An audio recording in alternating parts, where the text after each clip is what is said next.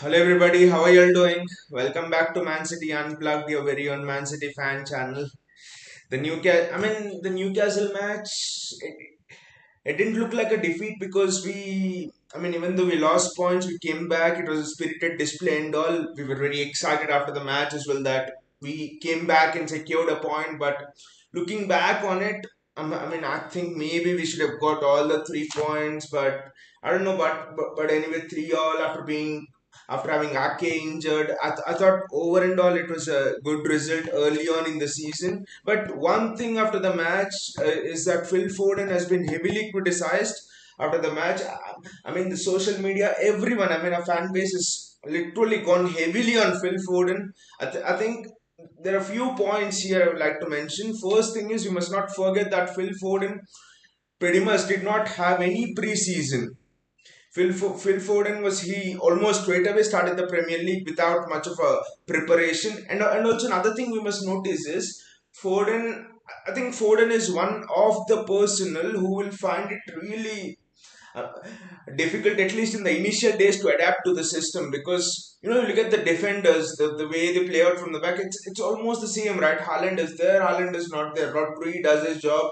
KDB, a little bit of a difference. I know he has to find Haaland with those through balls, but he always looks up and all, right? I think Gundogan's role, which has been given to shadow Haaland wherever Haaland goes as that second as kind of that second striker and stuff. That is interesting. And apart from that, I honestly feel that Phil Foden's role is one of the most difficult roles in the team because for the last 3 years, Foden has been one of our most successful false nines. Okay, you played Bernardo there sometimes KDB played there, sometimes Raheem Sterling played, Gabriel Jesus played, but Phil Foden for me has been one of the most successful false nines, and his finishing has actually been good in the last 2-3 seasons. We must not remember that he has won the Young Player of the Award, I think, Young Player of the Year award, I think, in the last 2 seasons. So Premier League PFA Young Player of the Year award. So his finishing is not as bad as people make it seem here.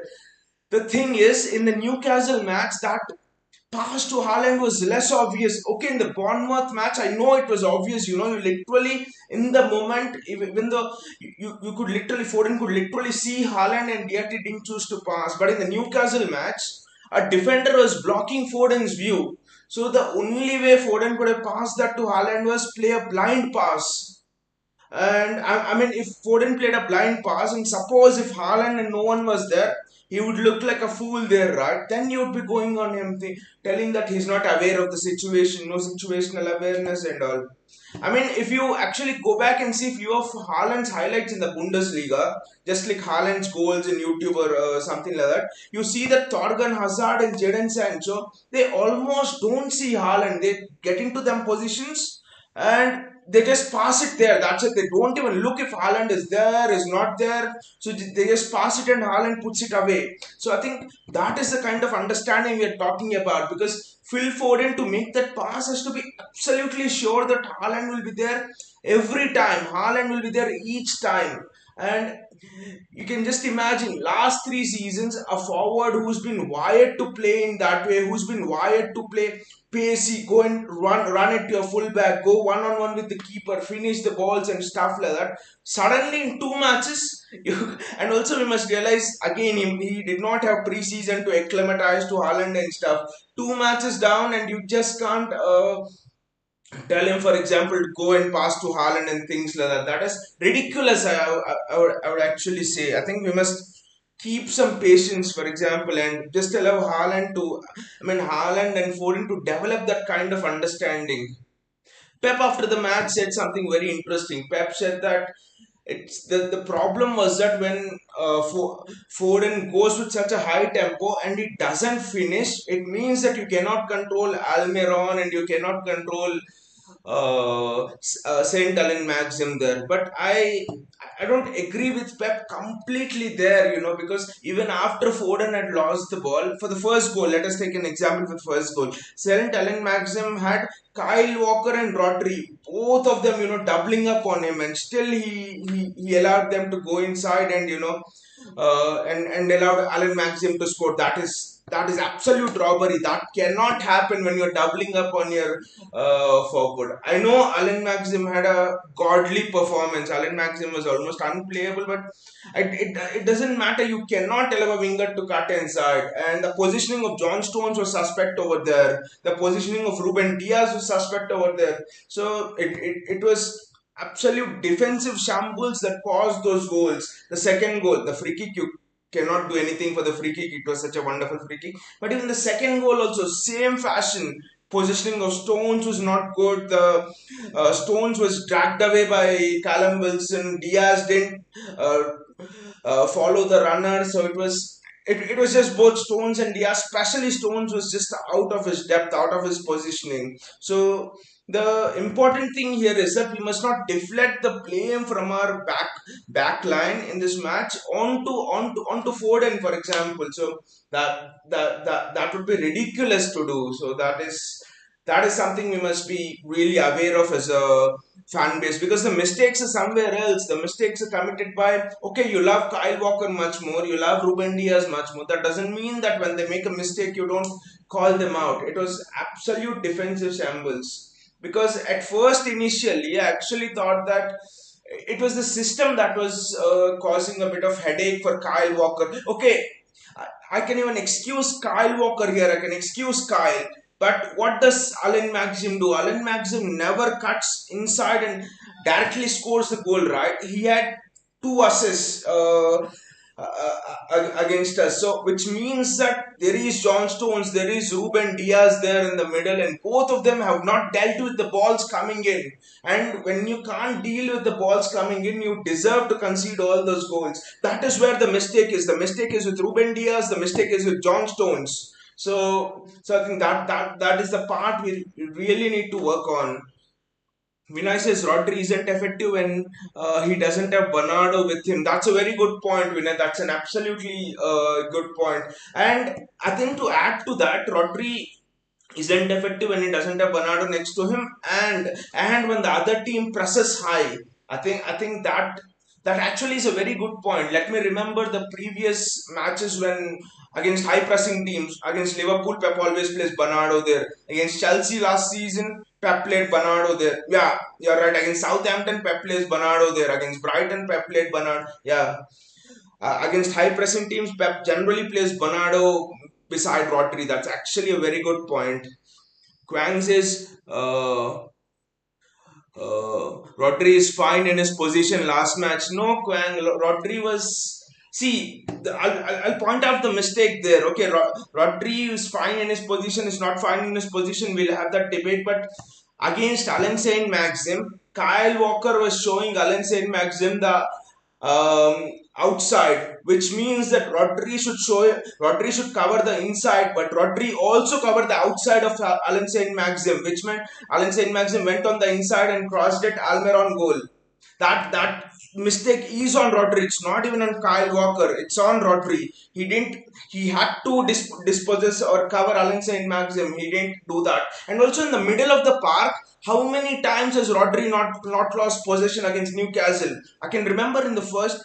Um, Towards the end of the first half, in the last 10-15 minutes, Rodri lost possession 3-4 times in the middle of the park, which led to fast turnovers. See, Pep didn't mention the name of the personnel, but Pep mentioned the quick turnovers. Pep mentioned that when you're playing against counter-attacking teams, you need to control the tempo of the game. And who was in charge of controlling the tempo of that game? It was Rodri. Gundogan was ahead, De Bruyne was ahead, Bernardo on the wings, Kyle Walker not so much.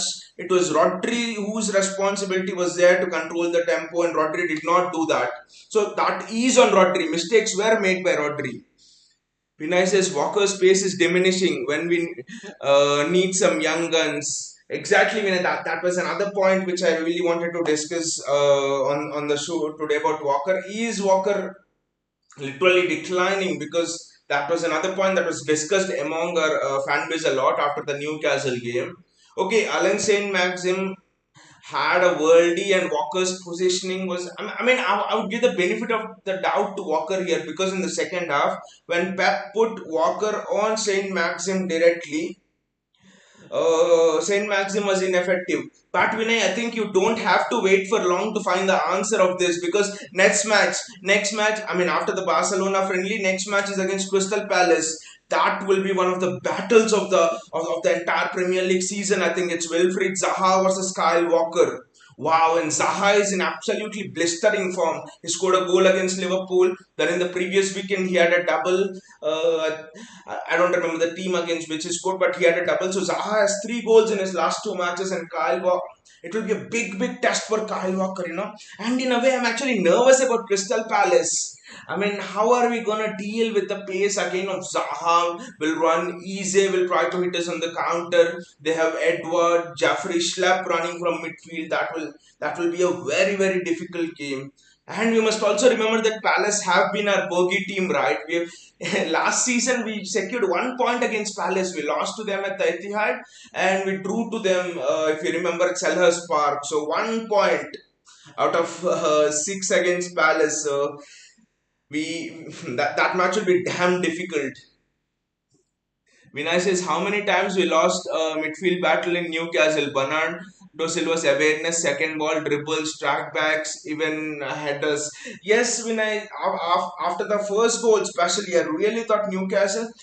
After the first goal, my instant reaction was, okay, Newcastle are pressing. We have got the goal. So now, just stay back a bit, control the tempo of the game, and just give those through balls to Haaland and Foden. The game is done. The moment you went 1-0 up against Newcastle, you have no right to lose that game. Okay, after the game, my reaction is spirited display, spirited comeback, great comeback, we showed spirit. That is absolutely true. De Bruyne's through ball was excellent and stuff. But after going 1-0 up, you bloody had no right to lose that game, especially if you had the pace of Haaland up front.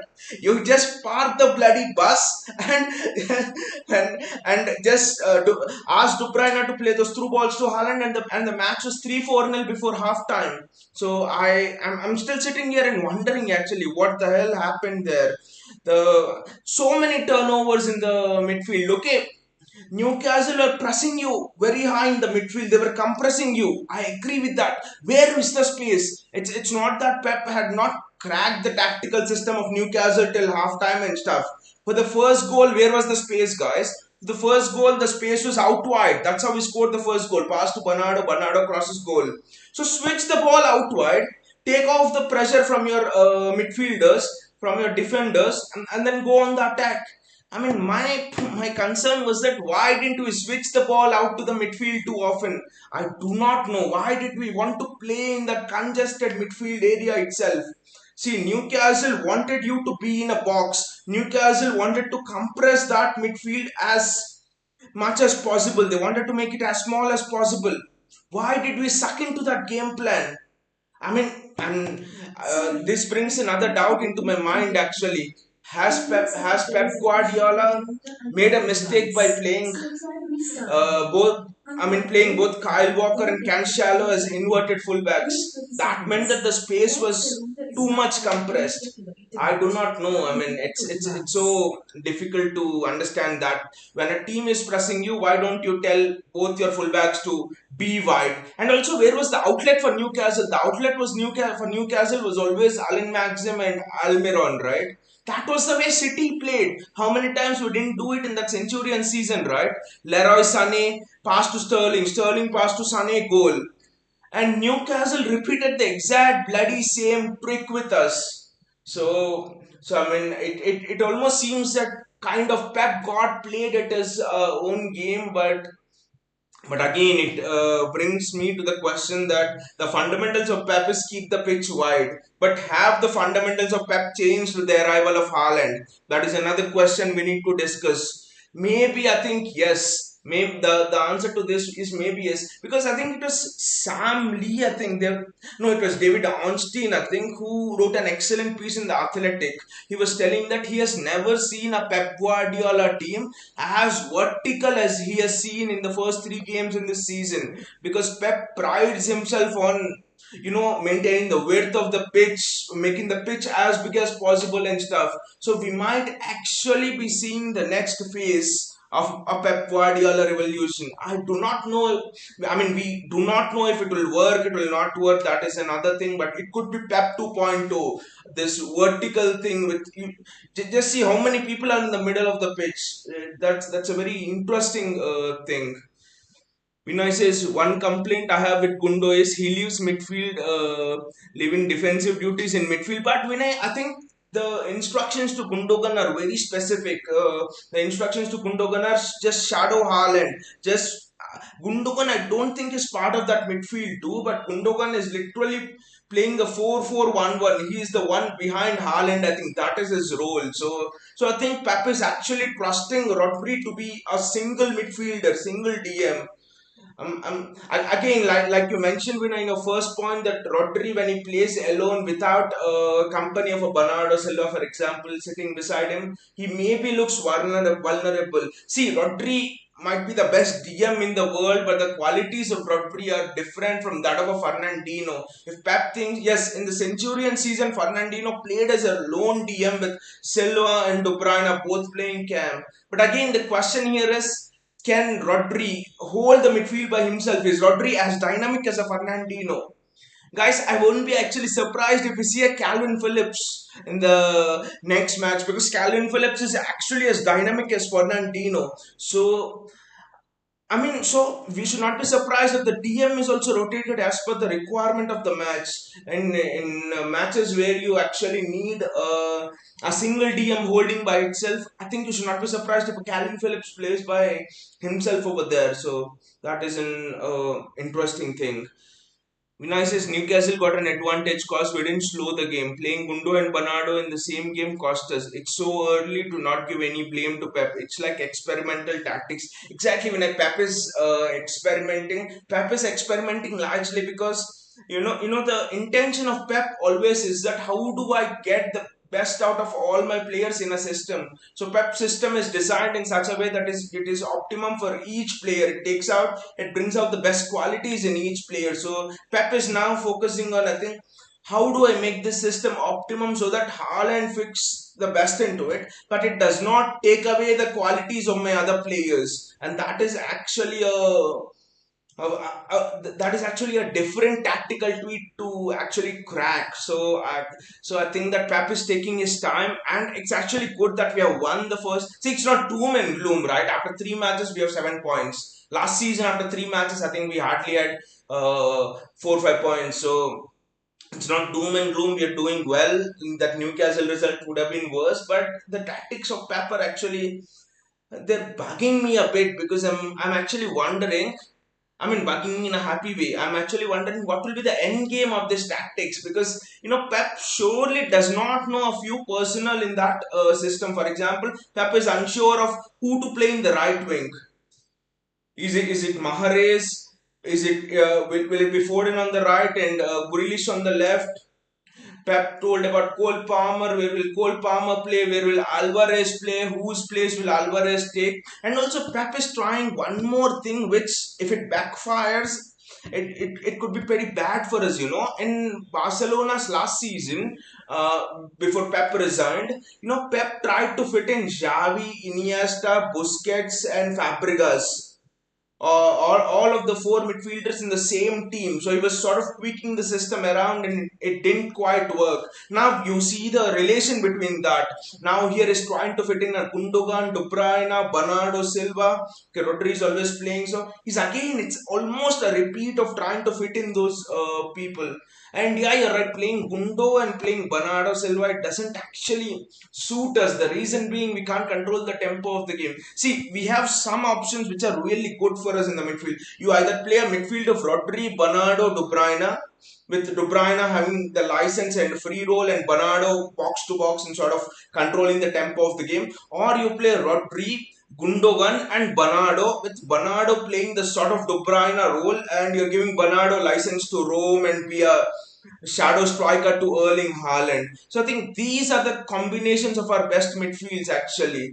So actually, but the crazy thing about this is, you have to choose between the two. You either have to choose You have to choose two out of De Bruyne, Gundogan, and Bernardo, and that is such a difficult choice because all the three deserve to play. Pep can do it like he did in the Champions League, play Bernardo as a sole DM. I mean, that would be just crazy. So, I mean, things seem very good. That is due to the tactical nose of Pep and the way Pep is able to influence games if his tactics are not working. But in reality, we are still not settled tactical wise. We're still not settled at how best to give Haaland the service he actually requires. So there are many talking points. When I says Pep didn't even think to sub, that is crazy. But if Pep subbed, then that would be crazy because in the case of Pep Guardiola, I think it's generally always the reverse. And I think there were shades of few matches to this last season. Crystal Palace, we were drawing nil-nil, I think, at Selhurst Park. So Pep didn't sub. Pep didn't make a single sub that day, and that match against Crystal Palace was in sort of March and something, and we were having midweek games then.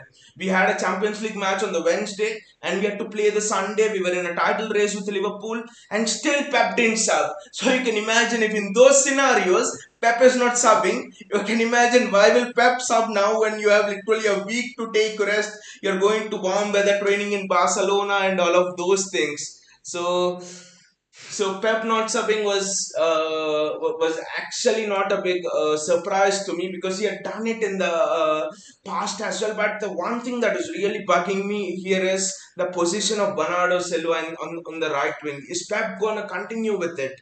JSK is here. Hey JSK, how are you?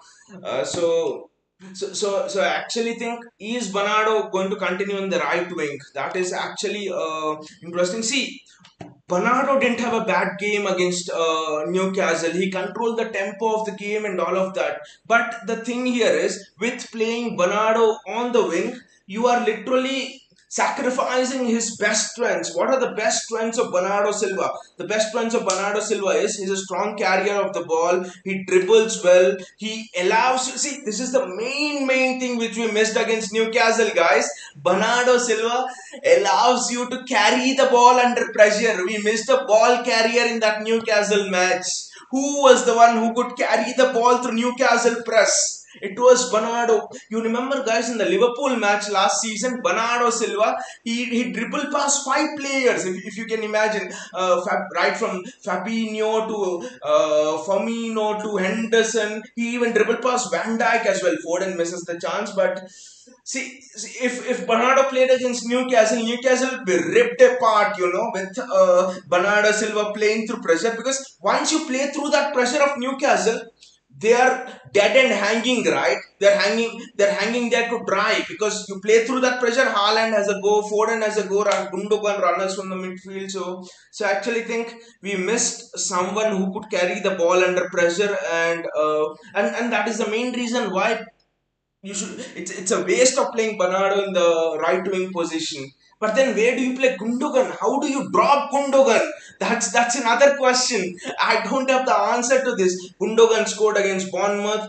Gundogan supplied against West Ham. Gundogan again scored here. So how so okay, Haaland has scored 3 goals, right? Gundogan as well has scored 3 goals. So how do you drop Gundogan? The next alternative is, do you drop De Bruyne? How do you drop De Bruyne then after that assist, which a human cannot do that assist. You have to be beyond human to do that assist. The ball literally went through 4 players and he nutmegged Joe Willock from 10 yards. 10 yards out, how do you nutmeg a player? I do not know. So Pep is under a lot of pressure regarding personal selection here. JSK says Foden out till he learns to pass. Hashtag Foden out. JSK, actually, we had a little bit of a debate on that in the show before. According to me, I think Foden is still learning the system. I think because if you see in the Bundesliga how Thorgan Hazard and Jadon Sancho and all of them passed to Erling Haaland, they were almost passing without looking. You get into them positions, you pass to Haaland, that's it. But Foden is not yet in that stage. He has not yet developed that telepathic understanding. So I actually think that Foden needs a little bit more time to get settled into that groove. And also we must remember Foden didn't have a proper pre-season. It's just his 2 games, right? And also in that Newcastle match, the thing is, there was a defender to be fair to Foden, there was a defender blocking Foden's view over there. So literally in real time, okay, in the Bournemouth game it was obvious, but in the Newcastle game, a defender was blocking Foden's view. So literally, unless you have a telepathic understanding with your striker, you know that he's there. You cannot pass to him because he passes and no one is there. We would all be onto him crazy, right? Why the hell didn't he take a shot? Why the hell didn't he test the keeper? So I think the Newcastle one was actually difficult. Newcastle one was very difficult. You couldn't have passed to Haaland unless you have played with him for at least 2-3 months.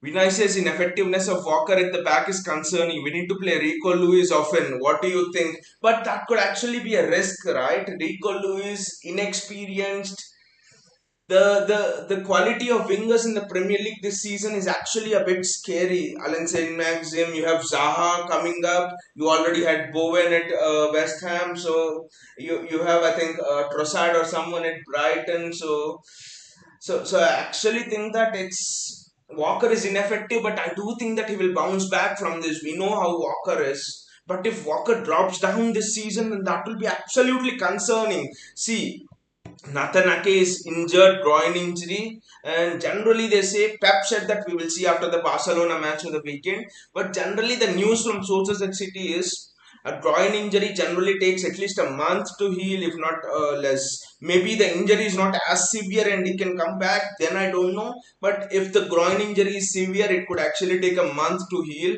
And Aymeric Laporte will come only in September. So we literally have only Diaz and Stones in defense, and Stones didn't look good enough. And I was surprised actually that Pep played Stones directly. Okay, I defended Stones, the start of Stones, because I thought we needed someone to pass through the press and stuff. But shit all. Stones did shit all. Stones didn't pass through the lines well and he did nothing. I also thought that maybe we missed Aymeric Laporte in them situations, because Aymeric Laporte is someone who can pick out those diagonal balls. That's how Bernardo got the goal, right? I think it was Rodri or Cancelo who switched the ball to Bernardo and Gundogan got the goal. So with Laporte, you suddenly have that sort of a pass on, that's sort of a diagonal pass on. And I don't think Ruben Diaz can do that sort of a pass. John Stones also I don't think has that kind of a long passing range. So I kind of thought that we missed Aymeric Laporte in the last game. And also losing Nathan Ake, losing a left footer was a major blow again. And if Ake was there, that first goal at least would not have gone in. That second goal also would not have gone in because Almiron was free and running, right? You look at a similar run by Almiron before Ake went off. Ake covered him and put it out for a Newcastle corner. So Ake covered, I think, the run of Almiron twice before he went off. And after Ake went off, John Stones was, I don't know whom he was covering. He was covering his own shadow. So I think Stones and Diaz were to act. Stones, Diaz, and Rodri, the three of them were to blame uh, for the drop points against Newcastle. Vinay says Pepe's dilemma with Gundo and Bernardo. Yes, and that dilemma is very very difficult to deal with. Gundo is in peak form, Bernardo is in peak form, De Bruyne is in peak form. I mean, how do you do that? How do you select that? I don't know. Vinay says, but we haven't seen much of Rico though. Wanted Issa Kabore to stay, but Issa Kabore, I think it was confirmed, right, that he was leaving. I think the money was £10 million. I do not know. I'm not sure about that, but what I heard a week back is Issa Kabore is actually leaving City. JSK says, by the way, I have forgiven Sancho after yesterday's match. That match is, the hilarious joke on Liverpool. They were saying a samosa has 3 points. A samosa has more points than Liverpool. That's what they were telling. That was just hilarious by the way Liverpool were. But then, to be fair to Liverpool, I'm never fair to Liverpool, but just looking on that, looking at their injury crisis, Virgil van Dijk just looked a shadow of himself. So many injuries, Matip, Konat. I actually think that playing all of the games last season, I mean, many people thought that the peak of Liverpool was sustainable, but I was always sure that the peaks which Liverpool achieved were not at all sustainable. They had to fall off, and and my thinking actually was they could actually fall off a cliff. That Brendan Rodgers season, for example, when we defeated them, that Steven Gerrard slip and stuff, and the next season Brendan Rodgers was sacked. Liverpool just fell off a cliff. This season somehow it seems like that because the owners are not willing to invest and stuff. I mean, looking at that situation, we should be thankful for the owners we have. We should be thankful for the organization in the club. We should be thankful for all of the behind the scenes work which our owners are doing. Because dynasties cannot be built with just 4 years of domination. It requires continuous refreshment and continuous engagement. Continuously, you need to strengthen. You need to strengthen, especially when you are at the top. And personally, I think Liverpool didn't do it, and that could just be their undoing. And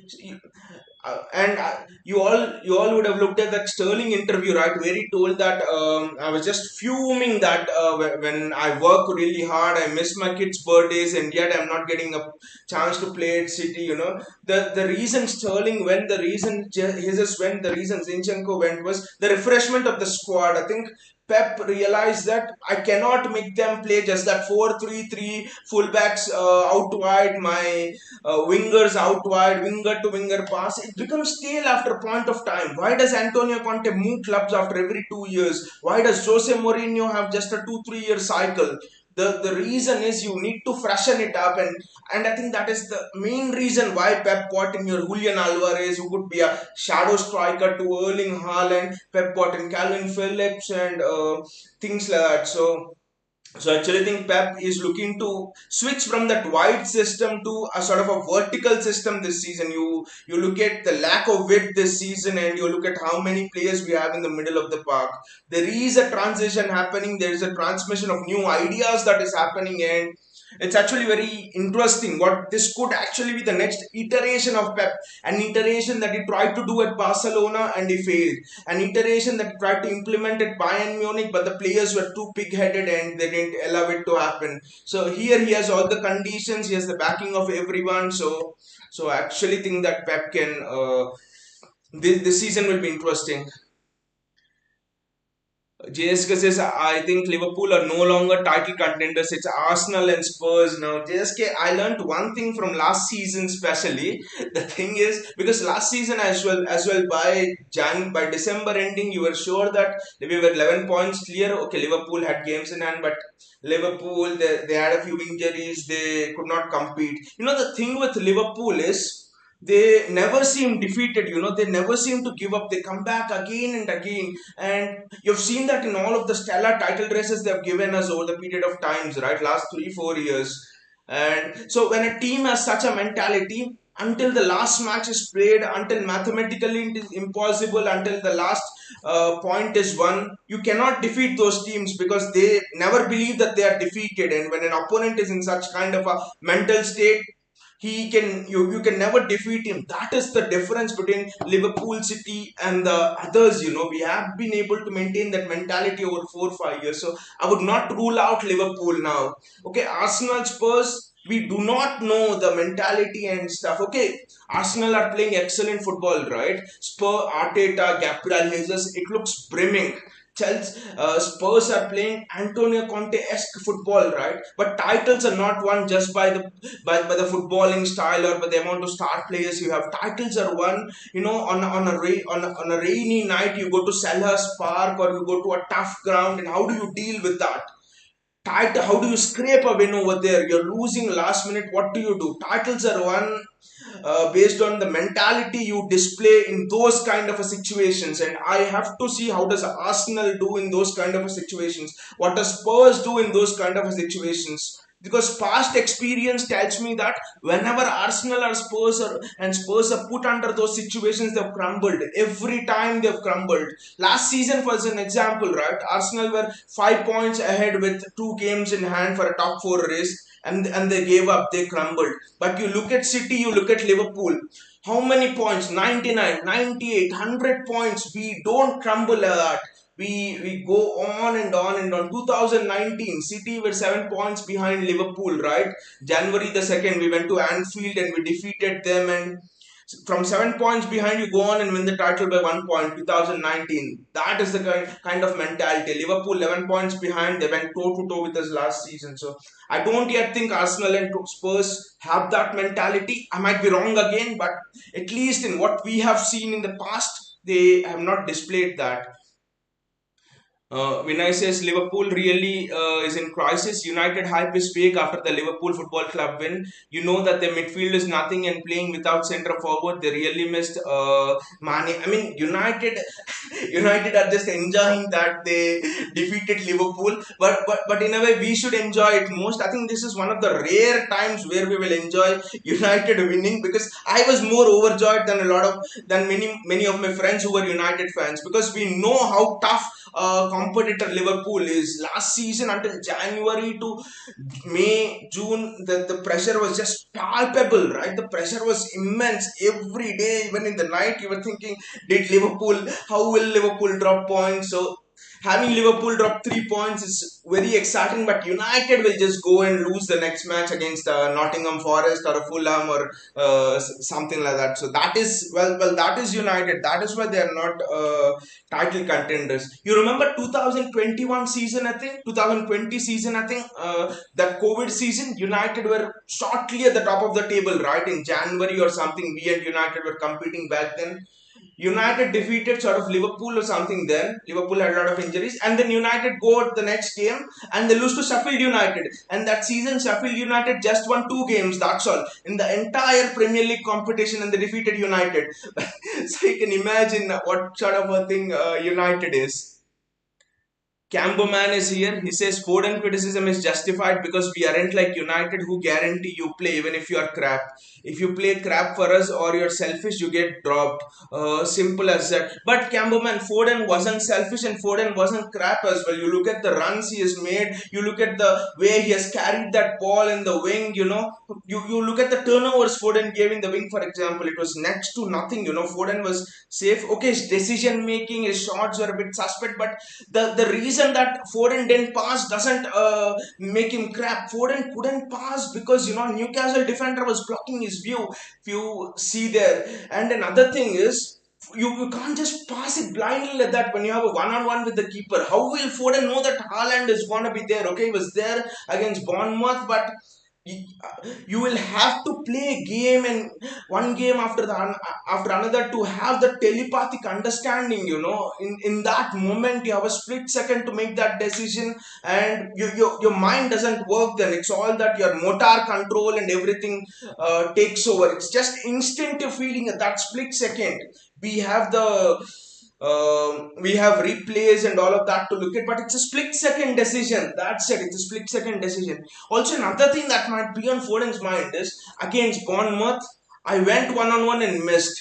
So here, do I pass to Haaland or do I go one on one again? Because Pep says one thing. Pep always says one thing. He says that it's not about making a mistake. I accept players making mistakes. I accept players giving the ball away under pressure. But what I don't accept is the player refusing to pass the ball again under pressure. When the player is under the same situation, how does he respond? Does he have the guts to go for it, or does he give up and is he afraid to take on the chance? I observe players, I judge players by the amount of challenges, by the amount of mentality they display in bad moments, the mentality that they display in moments which they have messed up before.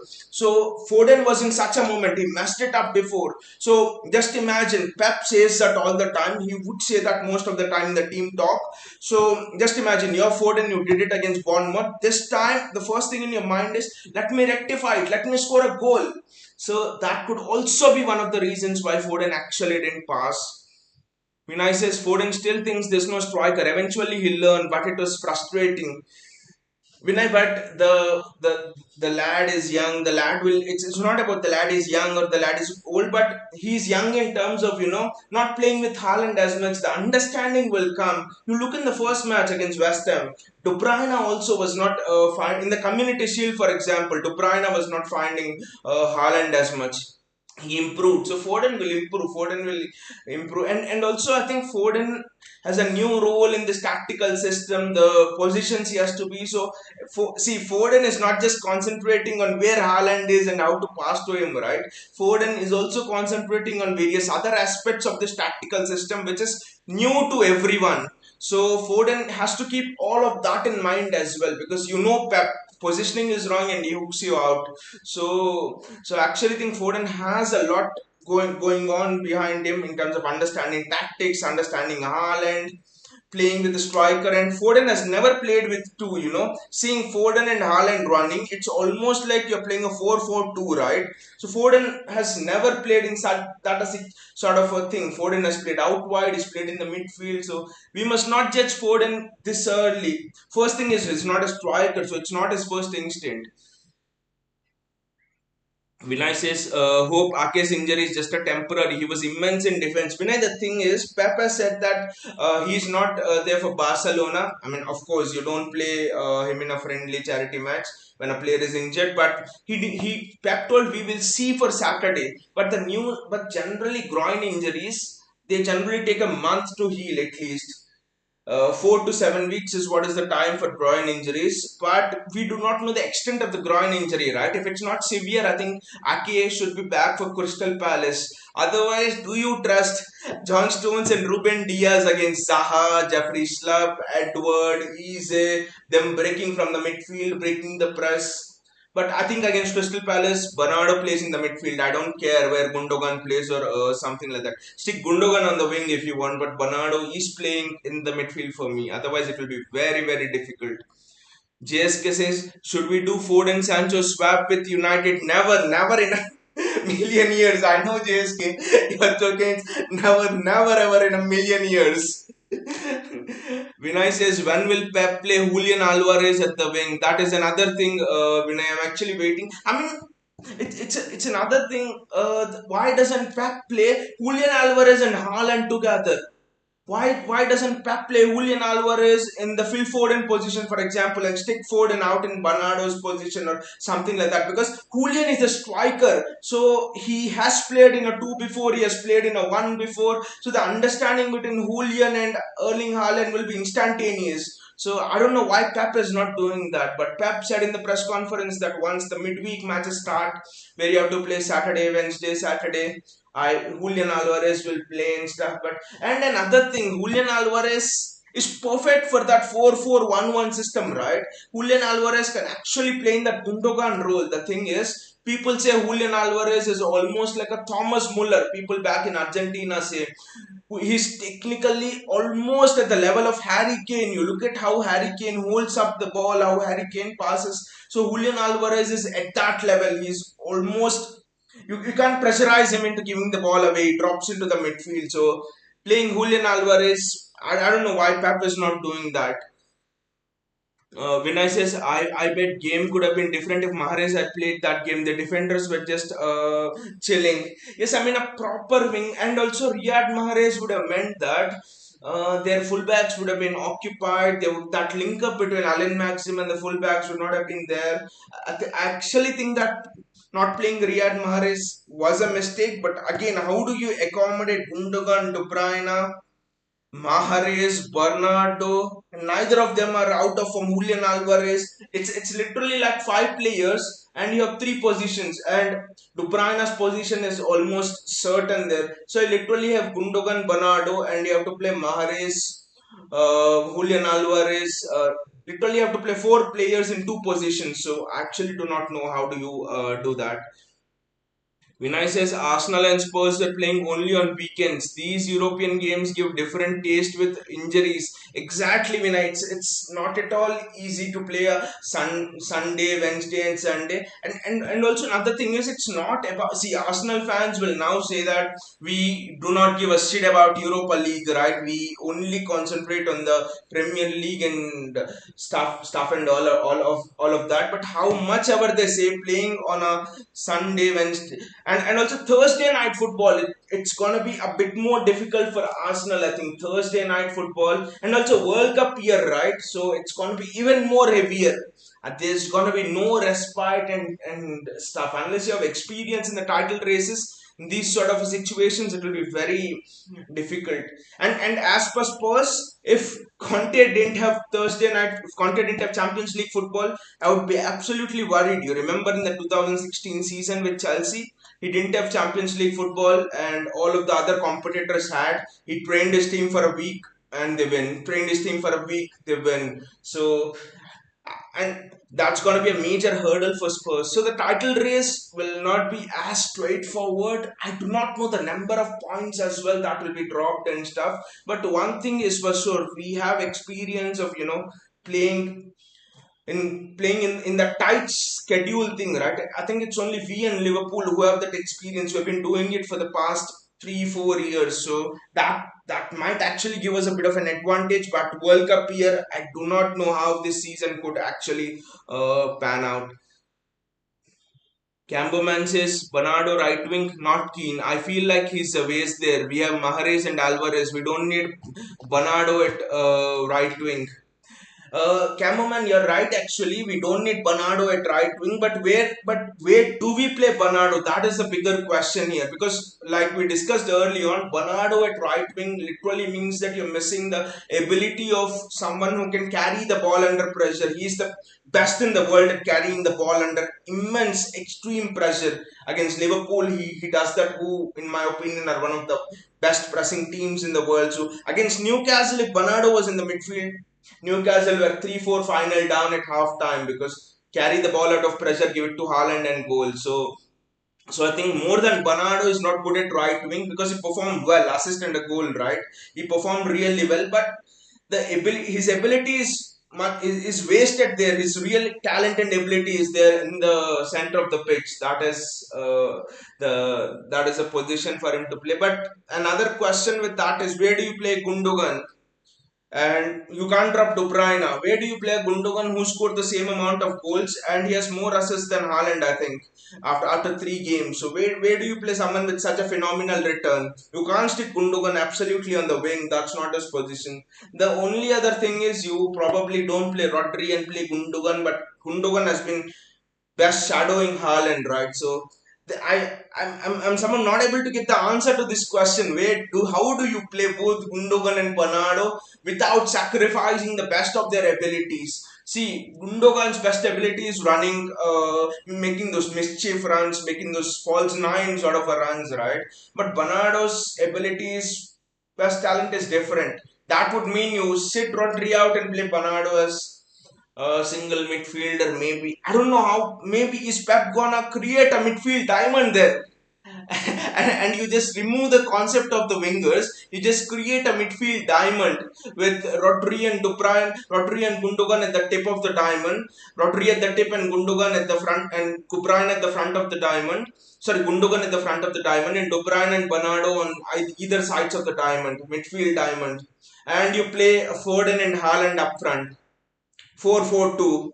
Could Pep do that? That actually seems to be the best solution. But then you leave spaces on the wings again, on the flanks. But then you leave your fullbacks one-on-ones to defend against the opposition wingers. I think a midfield diamond and a 4-4-2 formation looks the best solution to come out of this.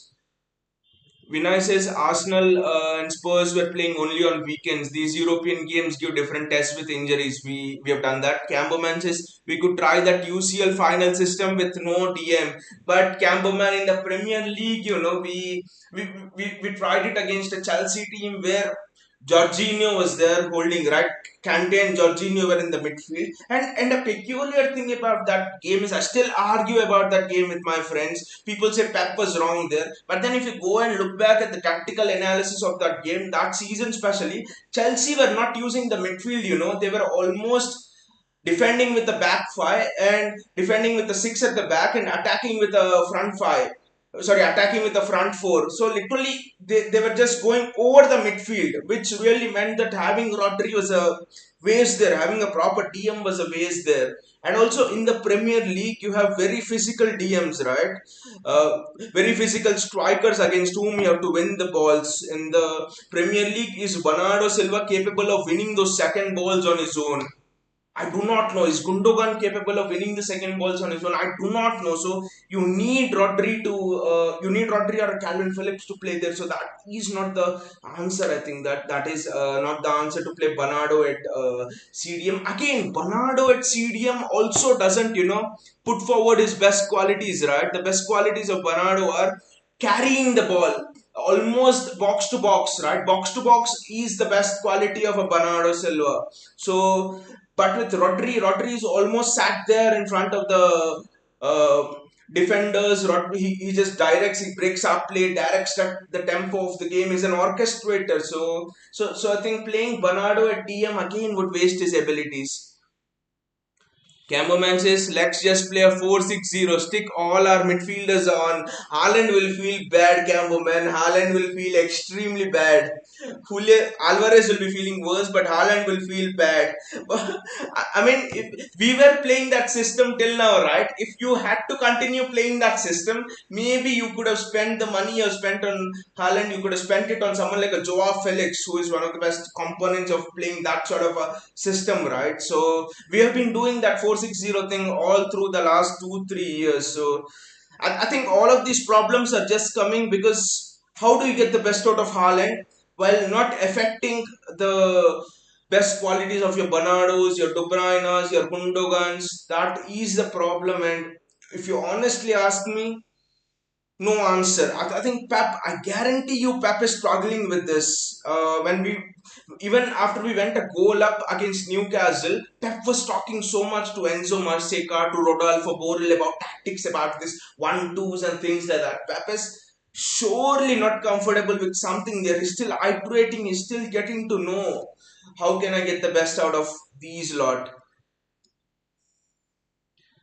So I actually think that Pep needs to work a lot out, and another thing is he doesn't have that cushion of he doesn't have that cushion of an international break, right? Because generally you have 3 games and then an international break, and then the real season starts. And I think we have to play Carabao Cup games, then your Champions League group games come after that. So Pep needs to figure it out fast. He needs to figure it out quick. I'm sure Pep would be having a lot of sleepless nights doing these things. I'm very sure about that. So let's hope that he comes up with a system. But my thing is maybe he comes up with a 4-4-2 diamond. That is the best way I'm thinking actually. Looking at how Foden and Haaland are linking up, looking at how Gundogan is making runs from the midfield. Gundogan at the tip of the diamond could be interesting. De Bruyne a free roll at the left of the diamond. Bernardo right of the diamond interchanging. 4-4-2 diamond could be far more interesting.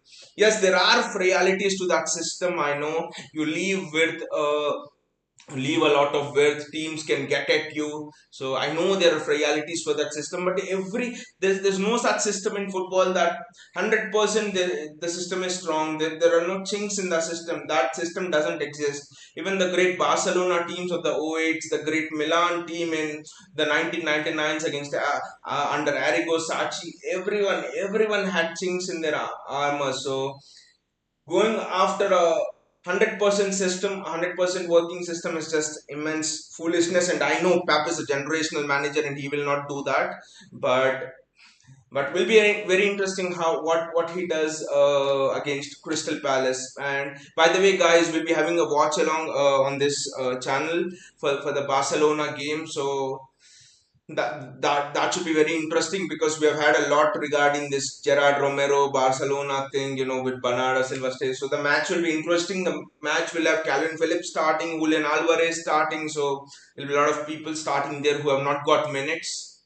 maybe this warm weather training, this other players getting minutes, Pep spotting something, for example, in a Julian Alvarez and Pep playing him against Crystal Palace. We do not know. The match can actually throw up many surprises. The match can throw up more surprises than we can actually imagine. And also, guys, we have created a new Twitter page for this fan channel. The link of the Twitter page is in the description of the video below. So do go to the page and give us a follow. We'll be regularly updating all of the content related to City, all the news and all there.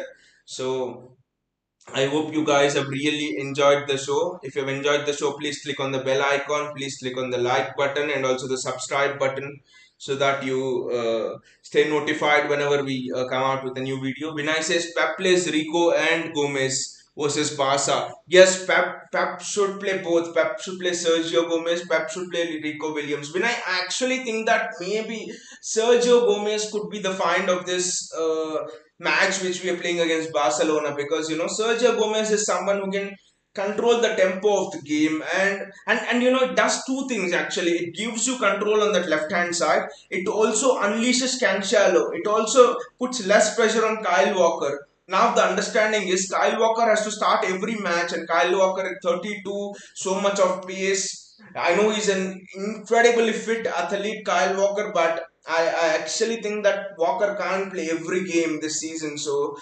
I think it would unleash Cancelo as well. Just imagine Cancelo directly on his right foot. Cancelo playing one-touch passes, one-touch crosses into the box. That would be incredibly difficult to defend. See, another problem I noticed against Newcastle is that Cancelo was always having to cut inside, which again means, see, Newcastle came with a plan: we will suffocate the midfield of City. And teams did that last season, which meant that Cancelo suddenly becomes ineffective, which suddenly means that a lot of your play is out of the window. So, I mean, especially this season, we are playing with a lot of verticality, right? So, it actually means that you need width. From where do you get width? The width will be provided by Cancelo and Kyle Walker, right?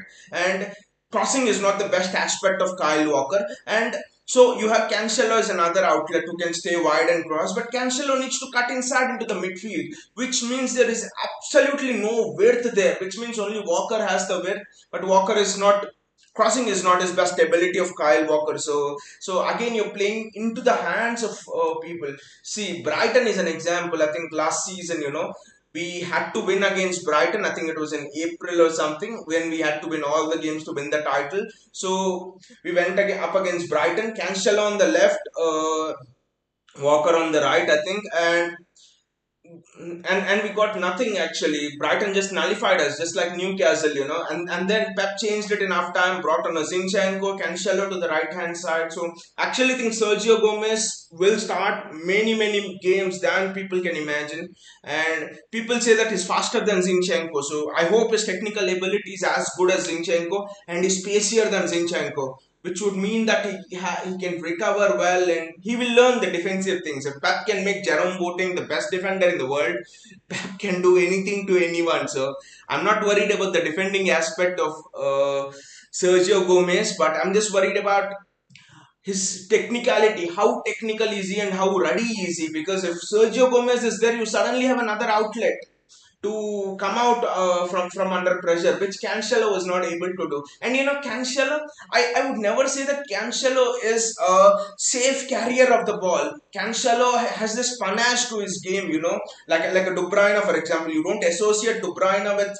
safe carrying. He can give the ball away, but the passes he makes, the assists, and the dribbles is fantastic. Cancelo is like that. He attempts those ambitious dribbles. He goes past players, and that was happening against Newcastle, and he was losing the ball. But then I think if you had a Zinchenko there, if you had a Sergio Gomez there, they would keep the ball. They would play those 1-2 triangles. I actually think we missed someone out there. We missed a Zinchenko there who could control the tempo of the game. I think we missed him, and this signing of Sergio Gomez looks good actually. It looks much better. Camboman says Gomez can play everywhere. He can literally play everywhere from the midfield to all of the positions. Camberman says maybe stick Gomez in left wing and start Wilson as Brand. Again, that's the thing, Camberman, about Wilson as Brand. Pep wants to play a particular style of play. I think he wants the fullbacks to be a bit more, comfortable in coming into the midfield, comfortable in taking the ball under pressure and stuff. But Wilson as Brand for me is your sort of, a traditional fullback who goes on the outside, who overlaps and things like that. So Pep thinks he's just not ready to play in this kind of a system. I think Pep has Sergio Gomez above his pecking order when compared to Wilson as Brand, just because Pep wants a technical minded player to play in his left back position. JSK says we need to start playing Ortega now. After seeing Nick Pope, I'm fuming at Ederson. But JSK, honestly, I think Ederson could not have done anything with those balls, right? Uh, I mean, with those goals, right? The free kick was excellent. No keeper could have saved that. For the first goal, Almiron was way close. I maybe for the second goal, no, for the second goal, Callum Wilson finish was excellent. So I don't think Ederson could have done anything for all of the three goals. All the fault was on John Stones. Actually, I had written a blog post, I think it was yesterday or something, comparing Ederson and Ortega and how we must start Ortega in cup games and stuff. And I actually got a fair amount of stick on the social media by people and stuff. They were like telling, why do you want to remove Ederson? Almost everyone was quite sure that Ederson will start. But like we discussed on this channel a few days ago, I think Ortega needs to start in the cup games because he's perfect goalkeeper for the cup game. So we'll actually see what Pep does in the Champions League. Camberman says Ederson wasn't that bad. He could have done better with Wilson's goal, but the others he had no chance. Exactly, Camberman. He had no. He literally had no chance with the others. But generally speaking about Ederson's things, he looks a bit suspect in shot stopping. Not this season, for example, in generally based on his past record, and that's why we actually feel that Ortega could be a better alternative in terms of, because in knockout competitions, especially, I mean, Ortega could be a good alternative only in knockout competitions. I'm not telling put Ortega in the Premier League instead of Ederson, because you saw how Real Madrid won the Champions League, right? It was literally Karim Benzema in the front, Luka Modric in the middle, and Courtois at the back. Each of them won them at least 1-2 games in the knockout phase. And they went on. The entire final was Courtois against the entire Liverpool team. It was like on FIFA, you keep legendary mode goalkeeper and you can't beat him. So Courtois became that, and see, Pep wants to control all of the variables in matches, but in knockout matches they're impossible. Against Real Madrid, Pep controlled 180 minutes and it lost, and it didn't control 1 minute and you're out of the competition. So when you can't control all the variables, you need to have keepers, you need to have players who can do things out of this world, like make excellent saves. And I think that is where Ortega, you just look at the amount of saves he makes, his reflexes with the leg, and he's a great penalty stopper and knockout match goalkeeper is written on Ortega, actually. It's written on Ortega's forehead, actually. So I'd be surprised if Pep doesn't start him in the knockout competitions. JSK says Ortega would have saved both the first and second goals with his shot stopping ability out of the world. Uh, Maybe JSK, maybe we can't compare like that unless we see Ortega actually do that for City. I know he has saved it in Germany. I've seen a few highlights of his. I won't say that the Wilson attempt, for example, was unsavable, for example, uh, because you do not know. Some goalkeepers, they pull out worldies, they have quick reflexes. So, I mean, but you can't compare. But to be fair, it had a very less percentage of being saved. All the three of Newcastle goals. JS says main reason we draw against Newcastle United is because of Nick Pope. Exactly, Jess. I mean, you just see the amount of one-on-one chances we got there. Foden went one-on-one. De Bruyne went one-on-one early on. Haaland went one-on-one, and with Haaland, it was a signature goal, right? How many goals has Haaland scored like that? On his left foot, he was taking the position to shoot. Nick Pope was almost like a spider, He just hung on to the ball so much. So So you're actually right with Nick Pope. Nick Pope was the reason. See, Nick Pope and Alan Saint Maxim. Again, you see a story repeating, right? Against Real Madrid, for example. Why did we lose? It was the story of Benzema and Courtois. Okay, Vinicius Junior, but generally it was Benzema and Courtois. Here again, it's Saint Alan Maxim and it's Nick Pope. So it's a bit of a mini storyline that is developing, and I do think we need to address that issue. But cup competitions is where I would like to see Ortega. Camboman says, "Do you think we need to see more of Palmer?"